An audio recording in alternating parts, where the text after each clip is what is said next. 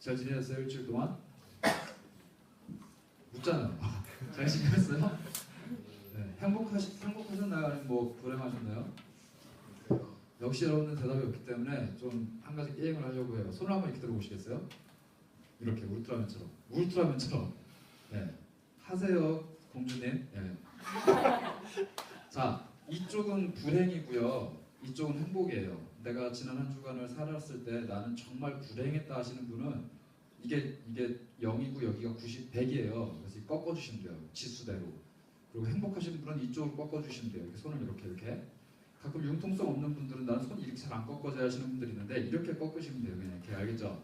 한번 자신의 삶을 지수로 한번 표현해 봅시다. 자, 하나, 둘, 셋. 아직 이해를 못 하신 분 계세요? 이거 가운데는 뭐 그냥 쏘쏘예요, 쏘쏘? 예. 네, 대체적으로 다 이쪽으로 가셨네요. 네, 내려주세요. 감사합니다. 요게 별로 없어요. 오늘은 이거를 위한 말씀인데 안타깝습니다. 예.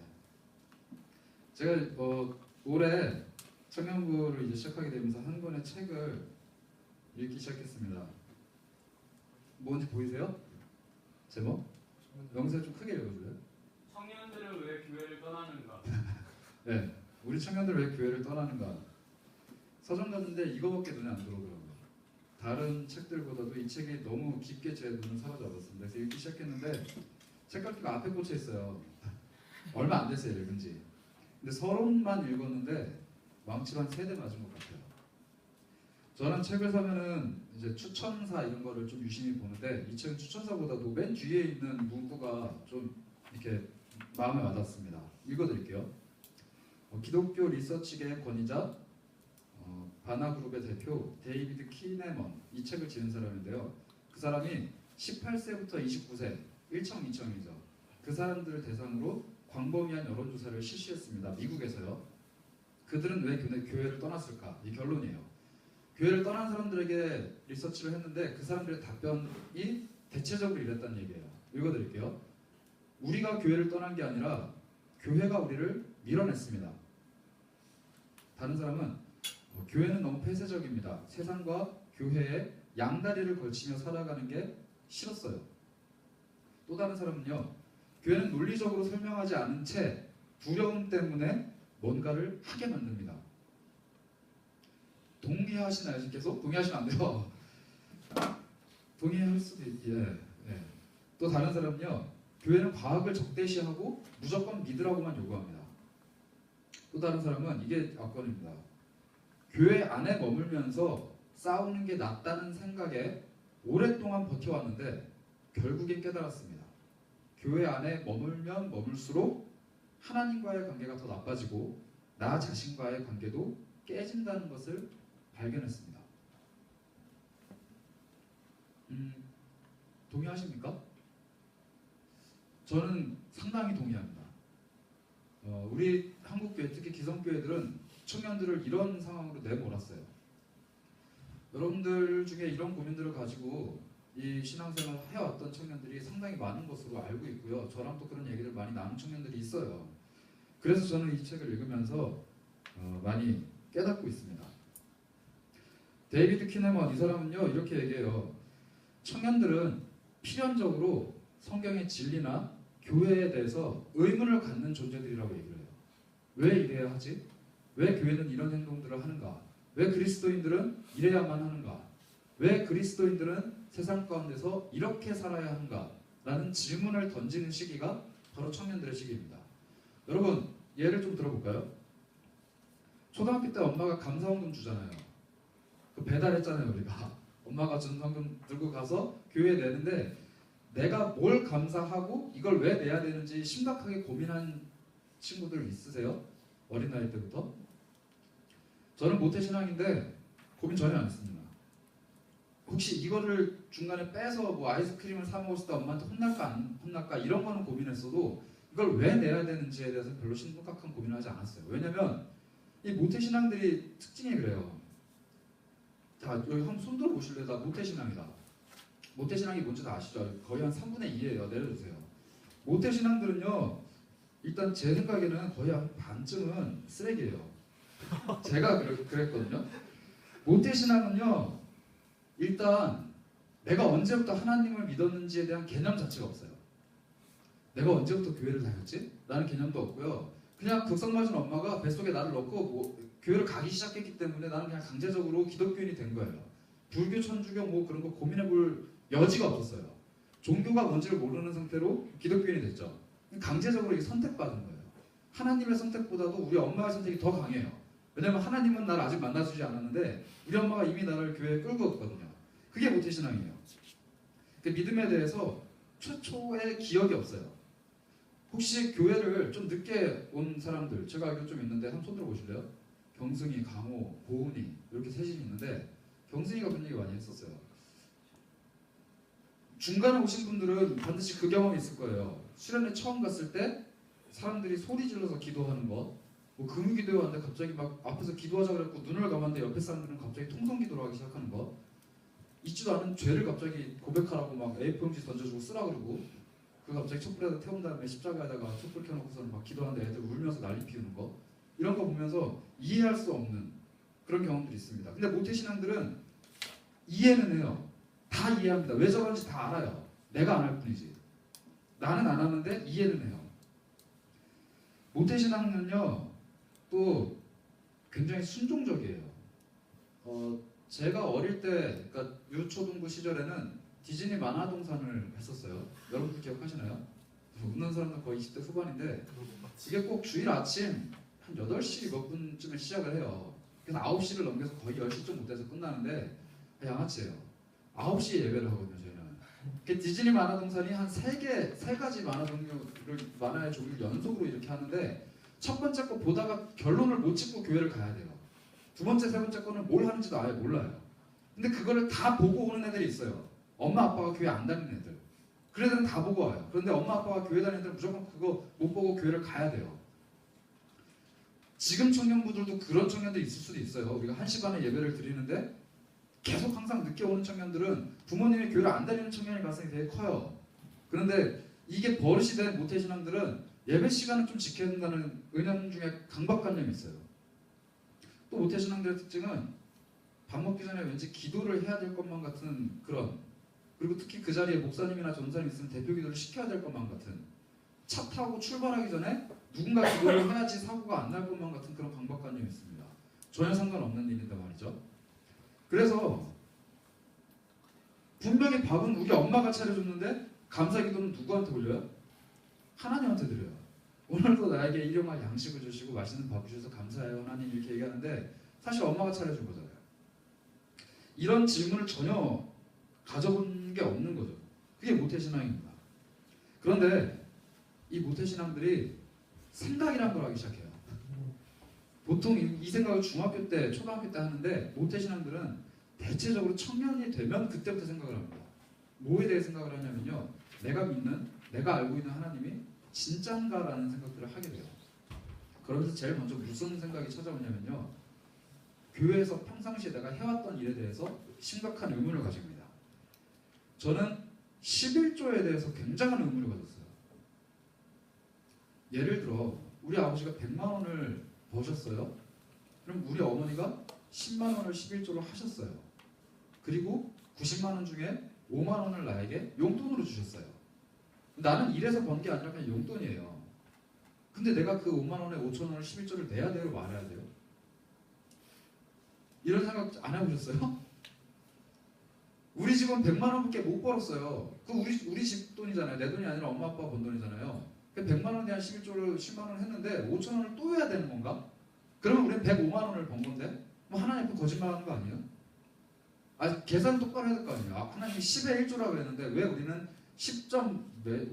뭐예요? 하여튼 그걸 왜 5천 원을 내야 돼요, 말아야 돼요? 근데 우리 엄마는 내야 된다 그러는 거예요. 근데 교회 가서 전사한테 물어봤는데 안 내도 된다 그랬어요. 엄마는 무조건 내야 된대요. 이 괴리감들 여러분 느껴보신 적 없나요? 생각에 빠지는 모태신앙들이 두 번째로 갖는 가장 큰 질문은 뭐냐면요, 술이에요, 술. 이거를 그냥 막연하게 계속 머릿속에 넣고 있던 사람들은 모르다가 어느 순간 이게 깨지는 타이밍이 옵니다. 그래서 뭘 고민하기 시작하냐면, 술을 정말 먹지 말아야 되는 건가? 라는 의문이 찾아오기 시작해요. 그때부터 성경 말씀이 눈에 들어오기 시작합니다. 뭐 술을 약으로 써라, 뭐 술에 대해서 긍정적인 효과들을 막 이렇게 쓰는 그 말씀들이 귀에 막 꽂히고 눈에 들어와요. 그 전까지는 뭐 술을 쳐다보지도 말아라 이런 얘기만 들어왔는데 그 성경이 있다라는 사실에 큰 위안을 얻죠. 이게 모태신앙들이 점점점 생각을 가지는 거예요. 이렇게 고민에 빠진 모태신앙들이요 결국에 극단적인 선택을 합니다. 두 가지 선택을 하는데요. 첫 번째는 뭐냐면 아까 우리 이 책에서 지적한 대로 의문을 가진 채 교회를 떠나요. 여러분 중고등부 생활을 같이 했던 많은 청년들 기억해 보시면은 그런 청년들이 꽤 많아요. 사실상 극단적으로 그냥 교회를 떠납니다. 하나님이 없다라고 선언을 하거나 있지만 우리가 지금 섬기고 있는 이 교회는 조금 잘못됐다라거나 하나님은 있지만 우리 한국 교회는 하나님이 아니라 다른 걸 섬기는 것 같다. 나는 내 하나님을 찾아가겠다라고 교회를 떠나는 친구들이 있어요. 저는 이 사람들은 오히려 믿음이 있는 사람이라고 생각해요. 정말 믿음이 없는 사람은 뭐냐면요. 덮어놓고 믿는 사람들이에요. 궁금증은 들어요. 그런데 그거에 대한 해답은 전혀 찾지 않고 그냥 그래도 맞는 거니까 교회에서 가르치겠지. 교회에서 그렇게 하는 거겠지. 뭐 거의 몇백만 명의 사람들이 다 그걸 쫓아가고 있는데 뭐 맞겠지 라고 생각하고 덮는 거예요. 덮어놓고 믿기 시작합니다. 그런데 덮는 게 그냥 그 상황에 대해서만 덮는 게 아니라 성경마저도 덮어버려요. 하나님이 뭐라고 말하는지 전혀 관심 없어요. 성경책 딱 덮고 그냥 흘러가는 대로 교회에서 하라고 하는 대로 아니 그냥 내가 출석하고 내가 원하는 대로 살아가는 거죠. 그 덮어놓는 신앙 저는 그 신앙을요 물음표가 없는 그리스도인이라고 좀 정의하고 싶습니다. 내가 믿는 게 뭔지 내가 쫓아가는 게 뭔지 하나님이 뭐라고 말하는지 전혀 묻지도 않고 궁금해하지도 않는 사람들 바로 물음표가 없는 그리스도인들이에요.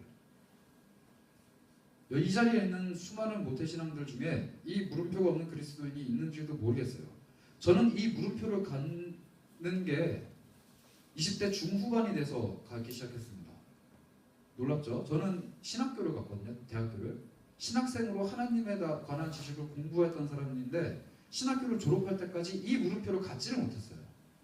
모태신앙의 그 습성들을 버리지 못한 채로 살다가 군대 가서 이 물음표가 뜨기 시작했고요. 느낌표를 갖게 됐습니다. 여러분들은 언제 이 물음표가 생겼고 언제 느낌표를 가지셨나요? 오늘 이 디모데 전서는요. 바울이 자기 사랑하는 제자 디모데에게 쓴 편지예요. 디모데라는 사람은 누구냐면 바울의 선교 여행을 떠나고 중간에 이제 합류한 바울의 제자입니다. 전도를 받아서 이제 들어온 친구인데 굉장히 나이가 좀 어렸던 것 같아요. 근데 바울이 이 사람을 정말로 사랑했어요. 정말로 아껴서 이 디모데전서 1장에 보시면은 바울이 이렇게 표현해요. 그리스도 예수의 사도된 바울은 2절입니다. 믿음 안에서 참 아들 된 디모데에게 편지하노니 자기 아들이라고 표현해요. 바울은 독신이거든요. 그러니까 자식이 없는 바울이 자식처럼 아낀 사람이 바로 이 디모데예요. 바울이 어느 날 마케도니아, 지금의 마케도니아 지역에 선교 여행을 가게 됐는데 가는 길에 에베소 교회가 있었습니다. 근데 이 교회에 디모데를 남겨놓고 그냥 가요. 왜 남겨놨느냐? 이 교회가 굉장히 어려움을 겪고 있었던 교회인데 바울이 자기의 충직한 제자인 디모데를 두고 갑니다. 그 교회의 리더로 또 수습을 할 어떤 뭐라고 해야 될까요? 바울의 찌라시라고 좋다. 뭐죠? 끈앞풀? 뭐죠? 뭐 하여튼 그런 걸로 남겨놔요. 그랬는데 아니나 다를까 이 디모데가 교회 성도들한테 먹힌 거예요. 특히 누구들에게 도전을 받았느냐? 교회 안에서 율법에 관해서 굉장히 강조하는 사람들에게 잡히게 됩니다. 사로잡혀요. 그리고 공격을 받기 시작합니다. 왜냐면요. 디모데는 유대인이 아니었어요. 디모데는 태생이 그냥 헬라인이에요. 헬라인이 뭐냐면 지금으로 치면은 이스라엘 백성이 아닌 다른 모든 사람들, 이방인들이죠. 그 배경을 갖고 있던 사람이었어요. 이 디모데라는 사람은 예수를 만나기 전까지는 율법이랑 전혀 상관이 없는 사람이었습니다. 기독교, 유대교 이런 거에 전혀 상관이 없는 사람이었는데 바울을 만난 이후에 개종을 한 거죠. 그러니까 예수님이라는 복음을 알고 유대교가 아닌 그리스도인으로서 개종을 한 거예요. 그런데 예전에 유대교를 섬기던 그 성도들이 그 유대교 때 지켰던 율법을 이 디모데에게 들이대기 시작하는 거예요. 너는 왜 이렇게 행동하지 않니? 우리는 율법을 지키는데 너는 왜 율법을 안 지키니? 라고 요구하기 시작하는 거예요. 이 디모데가 혼란에 빠집니다. 나는 바울에게서 배운 게 그리스도의 법, 새 계명인데 왜 예전의 율법, 구약의 율법을 나에게 다시 들이대는가? 이게 혼란이 되었고 교회의 분열이 됐어요. 그래서 바울이 이 디모데전서 6장인데요. 여러분 1장부터 5장까지 쭉 보시면 계속 디테일하게 지침을 계속 내려줘요. 누구는 뭐 하고 어떤 사람들은 뭘 하고 누구는 어떻게 뽑아야 되고 어떻게 살아야 되며 막 이렇게 다 계속 지침을 줍니다. 거의 뭐 이건 법 같아요. 왜 그렇게 됐느냐? 이 디모데전서에서 하는 이야기들이 대체적으로 율법을 주장하는 사람들과 이 그리스도를 믿는 사람들과 부딪히는 부분들이었던 거예요. 그래서 실제적인 지침을 쭉 줍니다. 그래서 디모데에게 도움을 주려고 해요. 그런데 그 도움은 4장 6절부터 디모데를 향한 계명으로 바뀌어요. 4장 6절을 한번 보시겠어요? 이게 디모데전서가 총 6장으로 되어 있는데요. 4장 6절쯤 보면요. 바울이 이렇게 말합니다. 그 앞에까지는 쭉 교회 성도들을 어떻게 가르치고 어떻게 세워라라고 얘기를 하다가 4장 6절부터 내가 이것으로 형제를 깨우치면 즉 가르치면 그리스도 예수의 좋은 일꾼이 되어 어쩌고 쭉 해요. 뭐냐면 지금까지 내가 말해준 대로 성도들을 가르치면 너는 이렇게 좋은 일꾼이 될 건데 좋은 일꾼이 되기 위해서 너는 이걸 해야 된다라고 그 뒤부터 잔소리를 쭉 시작해요. 그 잔소리가 언제 끝나냐면요. 4장 6절부터 6장 14절까지 갑니다. 엄청 길어요. 근데 그 디모데에서 잔소리를 시작하는데 이건 장난이 아니에요. 정말 장난이 아니에요. 여러분들 읽어보시면 알겠지만 사람이 지킬 수 없는 일들만 골라서 시켜요. 특히 6장 오늘 읽었던 11절 한번 읽어볼까요? 6장 11절 6장 11절을 같이 한번 읽어보도록 하겠습니다. 시작!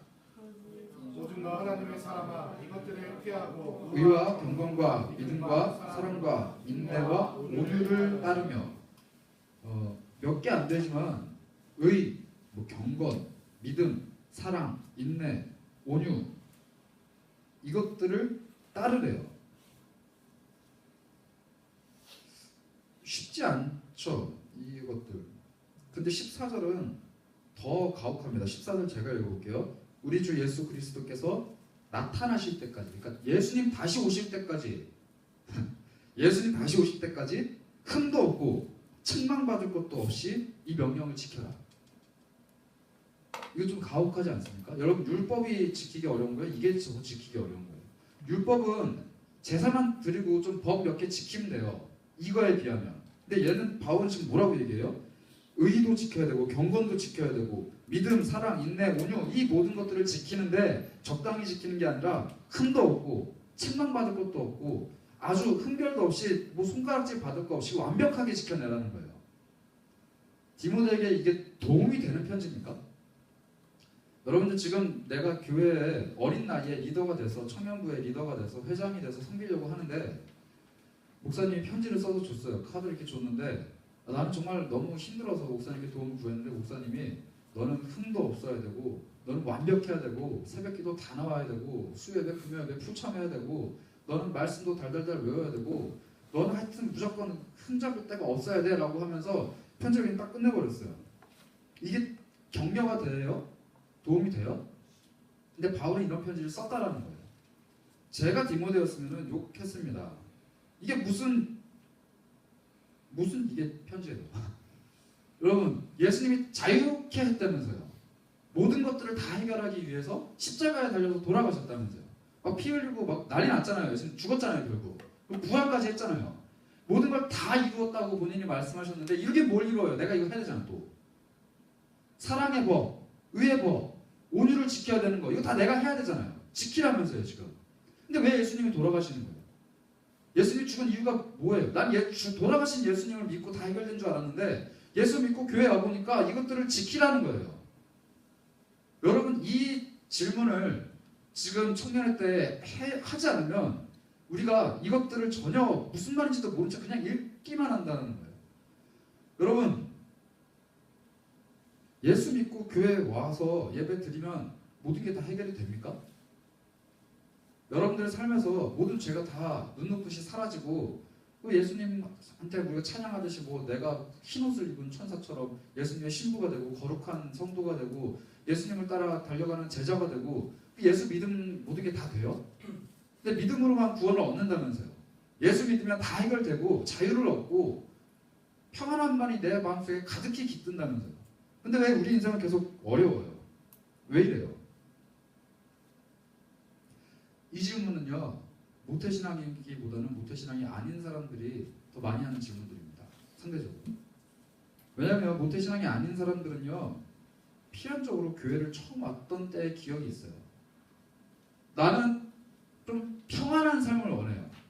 내 삶이 너무 힘들었고 답이 없고 출구가 없는 그런 삶에서 좀 여기에는 뭔가 다를 게 있을까라고 생각을 하고 교회를 나오기 시작했어요. 근데 처음에는 좋은 것 같았어요. 근데 교회를 다니면 다닐수록, 말씀을 들으면 들을수록, 성경을 보면 볼수록 하라는 게 너무 많은 거예요.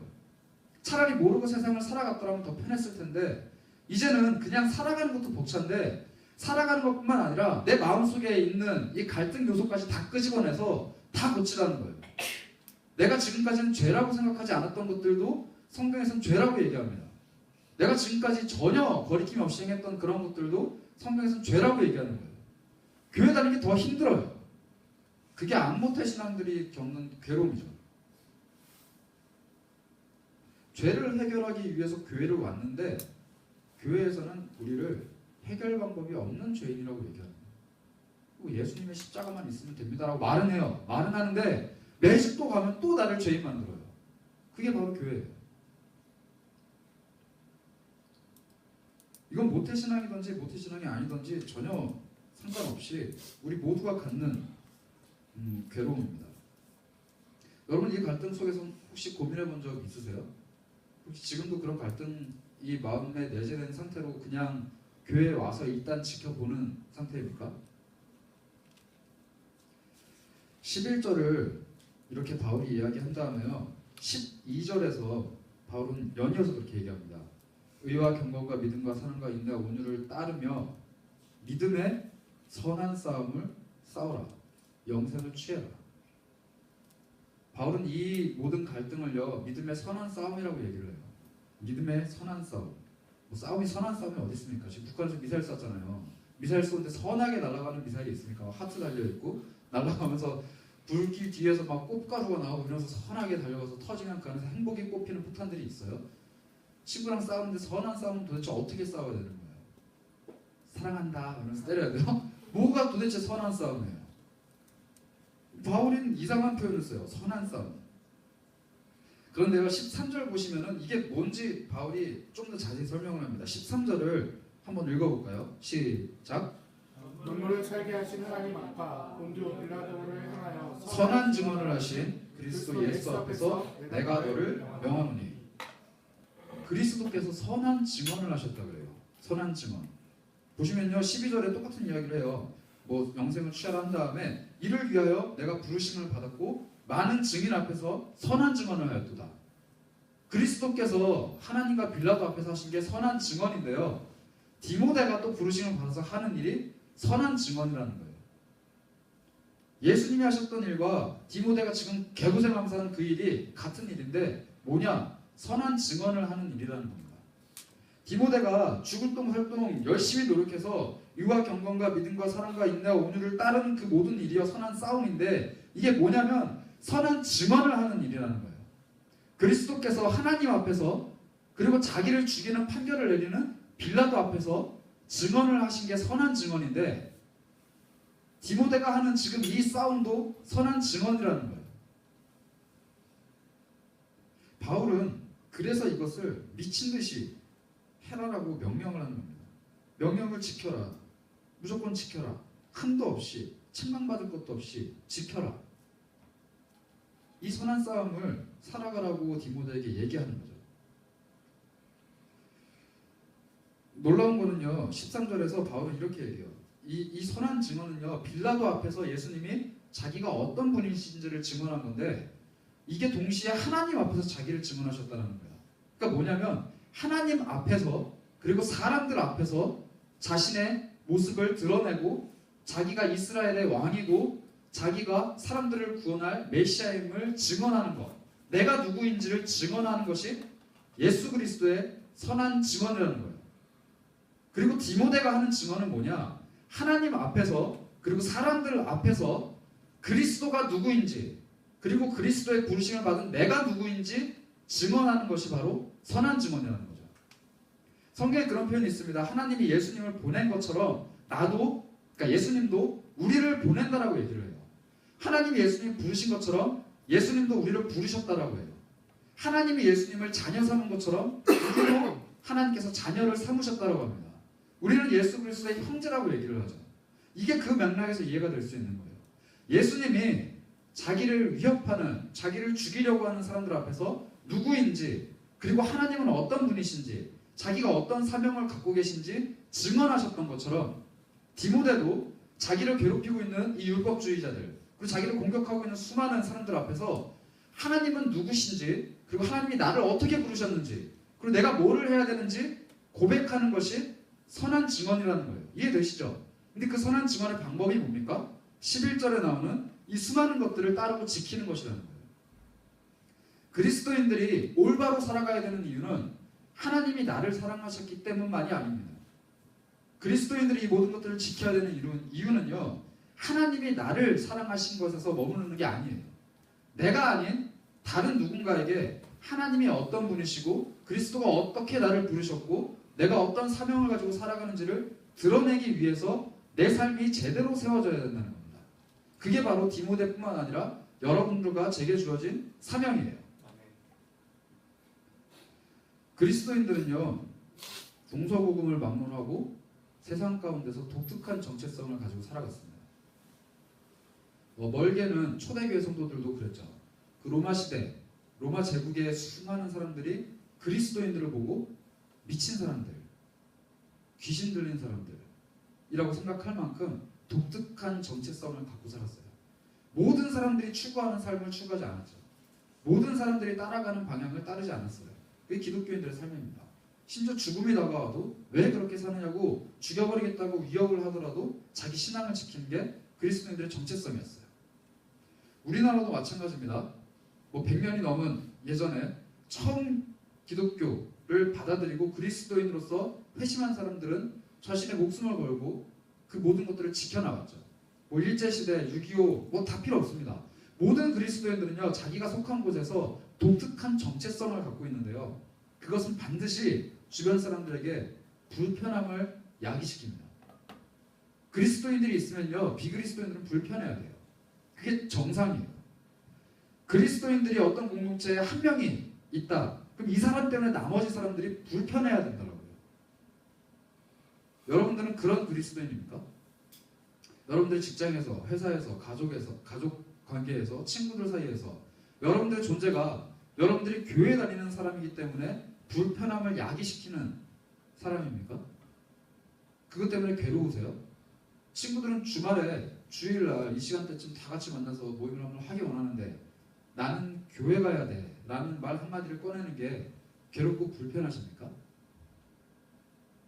술자리에서 친구들은 아무렇지도 않게 만취 상태를 향해 달려가지만 나는 아무렇지도 않게 거룩하고 경건한 삶을 향해 달려가는 그 모습들이 불편하십니까? 당연한 거예요. 정말 당연한 겁니다. 그런데 우리는 그 불편함을 괴리라고 생각하고요, 불편함이라고 우리 스스로가 생각을 해요. 아까 우리 청년들이 고백했던 이 책의 내용들 제가 읽어보니까요, 그 괴로움들을, 그 갈등들을 해결하려고 해요. 나는 그리스도인으로서 세상을 살아가는 게 이렇게 불편한데 교회에서는 이 불편함을 해결할 방법을 가르쳐 주질 않아요. 이렇게 얘기를 하는 거예요.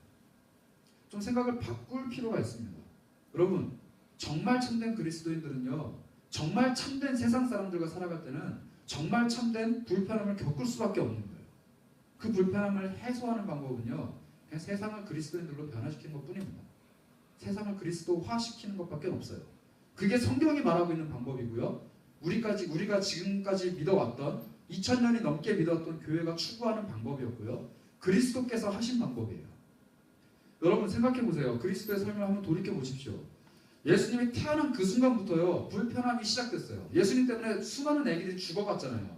그리고 예수님이 살아온 그 삶 자체, 돌아가시는 그 순간까지 온갖 난동과 난리와 논란과 사람들이 죽고 죽어나가고 이런 일들이 계속됐잖아요. 예수님 돌아가시고 나서 그게 끝났습니까? 초대교회, 성경에 기록되지 않은 그 역사들을 계속 보면은 기독교 때문에 얼마나 많은 사람들이 괴로움을 겪었어요. 지금도 기독교 때문에 얼마나 많은 사람들이 괴로움을 겪고 있습니까? 괜히 쓸데없이 저기 천주교 사람들, 불교 사람들 괜히 예수님 때문에 다 지옥 간다고 욕 먹잖아요. 그냥 자기들 목탁 두드리면서 절 안에서 잘 살고 있는 스님들한테 가가지고 당신 예수 안 믿으면 지옥 간다고 왜 그 얘기를 들어야 돼요? 나는 편안하게 잘 살고 있는데. 기독교인들은요 어딜 가나 불편함을 야기시키는 사람들이에요. 그게 바로 기독교인들이 갖는 정체성입니다. 하지만 우리는 불편함을 야기시키는 거에만 머물러서는 절대 안 되죠.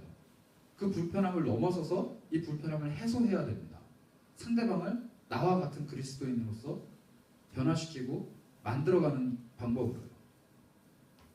바울은요 이 불편함을 해소하는 방법으로 의와 경건, 믿음, 사랑, 인내, 온유를 완벽하게 지키는 삶을 디모데에게 얘기하는데요. 11절에 맨 앞에 나오는 그 단 한마디가 이 모든 것들을 가능하게 하는 힘이 되고 열쇠가 됩니다. 우리 11절에 맨 앞에 나오는 그 단어를 한번 읽어보도록 하겠습니다. 시작. 오직 너 하나님의 사람아. 바울은요 디모데를 부를 때 디모데야 너는 이렇게 해야 돼 라고 충분히 이야기할 수 있는데 편지를 끝맺으면서 디모데에게 이렇게 얘기해요.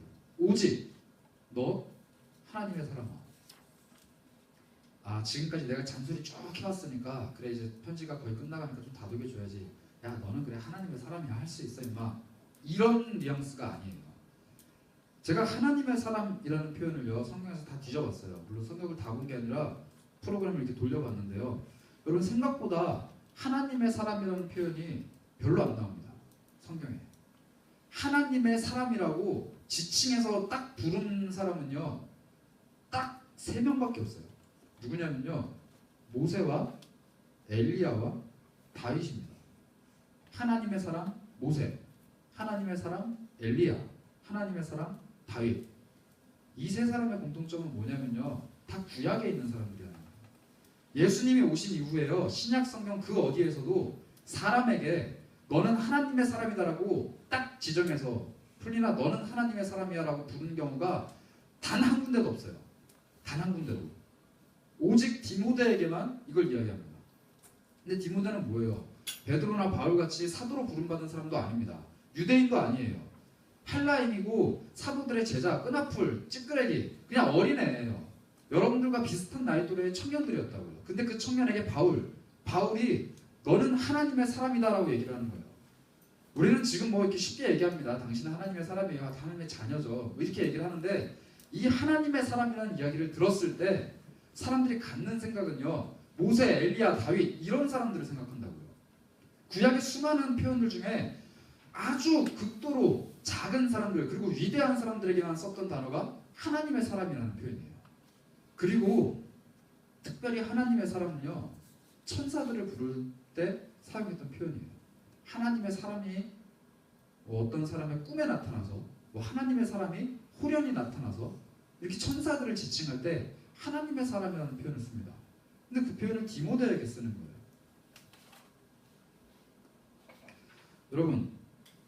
여러분들은 하나님의 사람입니까? 나는 하나님의 사람일까? 모세가 어떤 사람이에요? 광야에서 구름을 받아서 출애굽을 시킬 때 막대기를 집어들면 바다가 갈라지고 막대기를 바위에다 때리면 물이 솟아나고 막 그 이스라엘 백성들을 이리저리 다 몰고 다니면서 결국 가나안 땅에 보냈던 그 위대한 선지자 아닙니까? 엘리야는 더하죠. 엘리야 죽었던 사람도 살아나게 하고 문둥병 걸렸던 한센병 걸렸던 그 사람을 물에 가서 씻으라 말만 해도 막 씻고 결국에는 막 병거 타고 하늘에 그냥 올라가 버렸잖아요. 엘리야가 누구예요? 그 전 국토 이스라엘 전 지역에 있는 모든 사람들이 바알 신앙 섬길 때 거기 선지자들 다 나오라고 800명 나오라고 했고 짱 떠가지고 이겨가지고 다 죽였잖아요. 하늘에서 불 떨어져서 제단을 태운 그 사람 아닙니까? 다윗이 누구예요? 이스라엘의 왕 아니 왕. 지금도 다윗을 기다리고 있잖아요. 이스라엘 백성들은 완벽한 왕, 위대한 왕, 그 하나님이 사랑했던 하나님 마음에 합했던 시편 전체를 거의 기록하고도 남을 만큼 하나님을 찬양하는데 아주 능통했던 그 사람, 위대한 사람이 다윗이잖아요. 모세, 엘리야, 다윗 요 정도 급은 돼야 하나님의 사람인데 천사랑 좀 비등비등한 사람들인데 한낱 그냥 젊은 청년 하나였던 디모데에게 하나님의 사람이란 이유. 여러분들에게 만약 누가 와서 당신은 다윗 같은 모세와 같은 엘리야 같이 위대한 하나님의 사람입니다라고 하면은 아 그렇습니다 이렇게 얘기할 수 있는 사람들이 몇 명이나 될까요? 저는 못하겠습니다. 그런데 바울은 디모데를 그렇게 불렀다는 얘기예요. 그런데 더 놀라운 거는요, 그 사람을 하나님의 사람으로 부를 수 있는 이유가 디모데 후서에 나옵니다. 우리 디모데 후서 3장 16절을 한번 찾아보겠습니다. 디모데 후서는 이름을 보면 아실 수 있겠지만 디모데에게 보내는 두 번째 편지예요. 디모데 후서 3장 16절 17절을 한번 같은 목소리로 읽어보도록 할게요. 여러분들이 잘 아는 구절입니다. 디모데 후서 3장 16절 17절 읽어보도록 하겠습니다. 시작. 모든 성경은 하나님의 도우시는 것으로 교훈과 측론과 바르려움으로 교육하기에 유익하니 이는 하나님의 사랑으로 온전하게 하며 모든 선한 일을 행할 능력을 갖추게 하려 함이라. 아멘. 하나님의 사랑이 나오죠.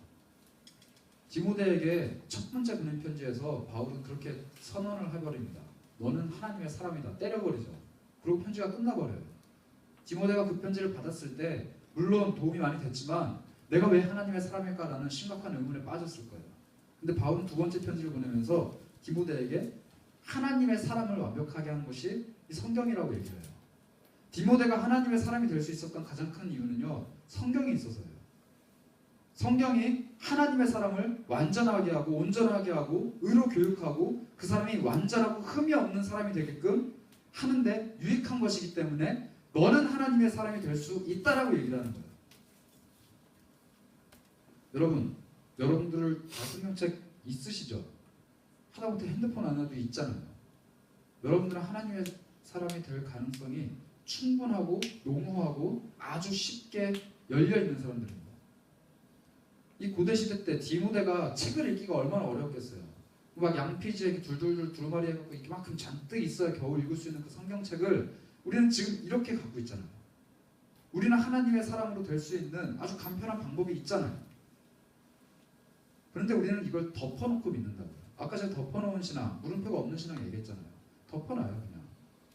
이 안에 하나님의 사람이 될 수 있는 교육을 받을 수 있는 모든 게 들어있다라고 하는데 덮어놓습니다. 바울은 분명히 얘기했어요. 모범을 보이신 선한 증언을 하심으로써 우리에게 모범을 보이신 예수 그리스도를 믿고 성령을 의지하면 예수가 행했던 모든 일을 할 수 있는 선한 증언을 할 수 있는 하나님의 사람이 된다라고 분명히 얘기했어요. 예수님이 파송하셨던 제자들이 어떤 모습을 보였습니까? 70명 다 이렇게 각지로 보냈잖아요. 나가서 귀신 쫓고 병 고치고 복음 전하고 그러고 다녔어요. 예수님이 했던 행동 그대로 다 했어요. 예수님 돌아가시고 난 이후에 사도행전에 나타났던 제자들 어떻게 했습니까? 병 고쳤죠. 설교하니까 막 3,000명씩 회개하고 막 돌아왔죠. 그 모든 것들 예수님이 하셨던 것 그대로 한 거예요. 그리고 사도들이 자신들의 제자들, 그러니까 예수님을 직접 보지도 않았던 그 사람들에게 똑같은 약속을 합니다. 너네들이 기도하고 믿음으로 그것들을 쫓아가면 우리가 했던 것보다 더 큰 일들 너네가 할 수 있다라고 이야기를 합니다. 이게 뭐예요? 예수님이 하셨던 것들을 그대로 우리가 할 수 있는데 그것은 예수님이 주신 그 계명을 지키는 것이에요. 그 계명은 성경 안에 예수 그리스도의 말씀으로 다 나타나신 거죠. 이 삶이 선한 싸움이라는 거예요. 믿음의 선한 싸움. 우리는 흔히 착각을 합니다. 내 안에 있는 죄에 관련된 악한 마음과 내 안에 좀 선하게 살고자 하는 착한 마음이 갈등을 일으키면서 스파크가 튀면서 파편이 튀어나가는 그게 싸움이라고 생각을 하죠. 그러나 성경이 말하는 선한 싸움은요, 그런 하찮은 싸움이 아니에요. 성경이 말하는 선한 싸움은요, 그리스도께서 말씀하신 이 말씀의 계명을 따라서 하나님의 사람이 되어가는 그 과정을 이야기합니다. 마지막으로요, 우리 디모데전서 아까 봤던 6장의 말씀으로 잠시 돌아가시고요, 우리 마지막으로 하나만 더 봤으면 좋겠는데요. 디모데에게 바울이 이렇게 얘기해요. 12절입니다. 이를 위하여 내가 부르심을 받았는데 많은 증인 앞에서 선한 증언을 했다고 해요. 예수 그리스도께서는 분명히 빌라도 앞에서 증언을 하셨습니다. 그리고 하나님 앞에서 증언을 하셨죠. 근데 디모데는 한 가지가 더 있어요. 하나님과 자기를 공격하는 사람들 뿐만 아니라 많은 증인들 앞에서 선한 증언을 했다고. 많은 증인들이 무엇입니까? 함께 예수 그리스도를 증언하는 내 삶에 그리스도가 어떻게 부르셨고 나를 어떻게 세우셨고 나를 어떻게 훈련시키시는지를 함께 증언하는 교회 안에서의 형제 자매들을 이야기하는 거예요. 형제 자매들 앞에서 증언을 하는 것이 디모데의 본분이라는 겁니다. 이것을 위해서 부르심을 받았다는 거예요. 여기서 우리는 공동체의 필요성을 찾을 수가 있는 겁니다. 여러분 그렇잖아요. 이 성경 말씀이 나를 완전하게 할 수 있고 이 말씀을 통해서 내가 하나님을 알 수 있다면 내가 왜 굳이 교회가 필요합니까? 내가 왜 굳이 설교를 들어야 돼요? 내가 왜 굳이 성경 공부를 해야 되고 왜 시간을 내서 교회를 가야 됩니까? 그 시간에 성경을 읽으면 되잖아요. 어차피 목사님 전도사님도 학교 가서 성경 읽고 공부하는 거잖아요. 나도 성경 읽고 공부하면 되잖아요. 그렇지만 하나님은 그런 식으로 우리를 부르시지 않았어요. 하나님은 이 공동체 안에서 선한 증언을 다시금 하라고 말씀하십니다. 지금 우리가 밖에 나가서 선한 증언을 하면서 살아왔잖아요. 그리고 다시 이 교회에 모였을 때 여러분들 상관관계 하면서 도대체 뭘 나누세요? 우리가 교제하면서 뭘 나누는 거예요? 요즘 즐거웠던 일들, 새로 개봉한 영화의 내용들, 뭐 이런 것들 나누십니까? 내 여자친구는 어떻고, 아니 뭐 이런 얘기를 하면 그나마 다행이에요. 우리 공동체 안에 있는 걔는 어떻고, 얘는 어떻고 이런 얘기들 그런 거 말고요. 선한 증언을 서로 나눈다는 거예요. 내가 그리스도인으로서 한 명의 하나님의 자녀로서 하나님의 사람이 되기 위해서 이렇게 부단히 노력하고 열심히 달려가고 있는데 나는 지금 이런 증언들, 나는 지금 이런 고백들, 나는 지금 이런 괴로움들을 가지고 살아가고 있다라는 그 선한 증언들을 우리 안에서 같이 하라는 겁니다. 그리고 그 안에서 교제를 나누고 회복을 갖고 그 안에서 희망을 갖고 소망을 가진 이후에 내가 아는 하나님을 너도 알았으면 좋겠다. 네가 만난 하나님 나도 만났으면 좋겠다. 서로 격려하고 건면하고 그렇게 다시 세상으로 달려가라는 겁니다. 이게 공동체의 힘이에요. 공동체의 필요성이에요. 그런데 요즘에 있는 많은 청년들은요. 이 공동체의 힘을 너무 쉽게 무시해요. 마치 나 혼자 하나님을 잘 쫓아갈 수 있다라고 착각하는 거예요. 공동체가 할 일은요. 가장 먼저 그리스도를 증언하는 일입니다. 우리 안에 예수를 모르는 사람이 처음 왔잖아요. 그럼 그 사람에게 예수를 증언할 수 있는 게 공동체여야 해요. 그리고 그 공동체 안에 속한 여러분들은요. 여러분들 삶 속에서 만나는 수많은 비그리스도인들, 예수를 모르는, 하나님을 모르는 사람들에게 하나님을 증언할 수 있는 사람이 되어야 합니다. 그게 하나님의 사람이자 믿음의 선한 싸움을 달려가는 사람이에요. 쉽지 않은 길입니다. 정말 쉽지 않아요. 그런데 우리는 오늘 이 본문, 쉽지 않은 이 본문을 가지고 위로를 얻을 수 있어요. 왜냐하면 바울이 디모데를 부를 때 이렇게 얘기해요. 네가 의와 경건과 믿음과 사랑과 인내와 온유를 다 지키면 하나님의 사람이 될 거야 라고 이야기하는 게 아니에요. 바울은 단언합니다. 선언해요. 너 하나님의 사람아. 너는 이미 하나님의 사람이야. 너는 하나님이 부르셨어. 너는 하나님의 사람이야. 너는 이걸 할 수 있어 라고 얘기하는 거예요. 여러분 11절의 시작이 오직 너 하나님의 사람아입니다. 이 부르심이 있고 난 이후에 디모데를 향해서 도전을 던지는 거예요. 여러분 이게 우리의 유일한 희망입니다.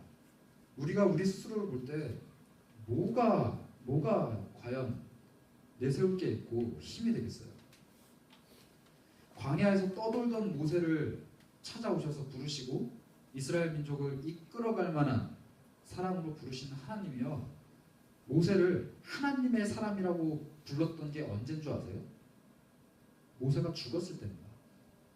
모세가 120년을 살아왔는데요. 40년은 왕자로, 40년은 광야에서, 40년은 이스라엘 백성들이 이끌어가면서 놀라운 일들, 놀라운 인생을 살았어요. 단 한 번도 하나님은 모세를 향해서 하나님의 사람이라고 부르지 않았어요. 모세가 죽었을 때 하나님의 사람 모세가 죽으니 모세를 어디에 묻었더라. 이렇게 얘기해요. 성경은 모세 인생이 다 끝나갔을 때, 모든 걸 다 이루고 하나님 곁으로 갔을 때 드디어 하나님의 사람이라고 이야기를 해요. 그런데 바울은 디모데에게 아무것도 이룬 게 없고 낙심하고 좌절하고 공격을 받는 아주 어리고 어린 연약하고 연약한 디모데에게 너 하나님의 사람아 라고 부르고 있는 거예요. 여러분 힘을 내시기 바라요. 광야에서 떠돌던 모세에게 찾아오셨던 하나님이 여러분들을 부르고 계십니다. 이스라엘 백성들에게 하나님이 살아계신 것을 보여주고 나서 자기를 죽이려고 쫓아오는 사람들을 피해서 사막으로 도망갔던 엘리야에게 하나님은 하나님의 사람이라고 부르셔요. 다윗도 광야로 도망다니면서 사울의 칼을 피해 다녔잖아요. 근데 하나님이 결국 그를 하나님의 사람이라고 부르십니다. 지금 여러분들이 겪는 고난, 괴리, 어려움들, 갈등들, 심지어 교회 안에서 겪고 있는 여러 가지 고민들과 어려움, 이해되지 않는 수많은 것들 다 압니다. 왜냐하면 저도 충분히 그것들을 겪고 지나왔거든요. 우리 교회가 좋은 교회니까 덮어놓고 믿어라? 절대 이야기하지 않을 거예요. 내가 하는 말이 진리니까 여러분들 믿으면 됩니다. 절대 그렇게 얘기하지 않습니다. 여러분, 우리 교회 문제 많은 교회일 수도 있어요.